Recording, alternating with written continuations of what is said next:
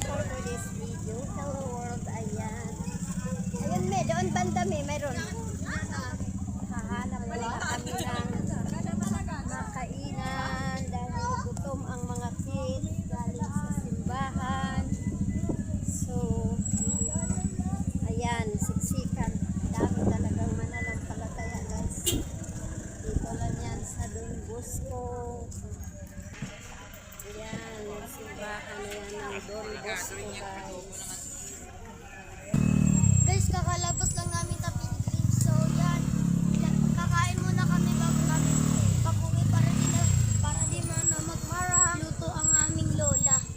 Magagalit na si Mara kasi ayaw niya bumili ng cotton candy. Sabi niya, Pwede. Mami, la, gusto ko ng cotton candy. Bawal ang cotton candy. Sa bata. Yeah. Kailangan Bawal. pagpumi.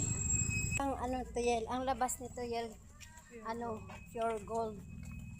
So, ayan. Ha? O, papunta tayong pure gold. Lakad-lakad lang. Oh yeah, may pase. Ayaw niya. Alam ba? Ayun o. Kuya. Ganda talaga yung bahay na yan guys. Oh. Diba? Dito lang yan sa Better Living guys. Ganda ng kanilang mga house. Diba sabi ko sa inyo, ang labas nito is pure gold. Ayan guys. Oh. Pure gold. Ayan. Ayaw kasi nila guys maglakad ng mga apo ko guys. Sabi ko dadaan tayo sa pure gold. Mami, Ayan, nag-iingat. tayo sa Adriano. Oh, say hi guys! Dito tayo sa Adriano. Guys, nandito na kami sa pure gold. Guys, nandito na tayo sa Pure. Ito, kakalabas na natin ang simbahan ito. So guys, papasok na tayo ng Pure Gold. For today's video guys, andito na kami sa pure gold. At nahanap na kami ng gatas ni Aling Mara. Ito na lang.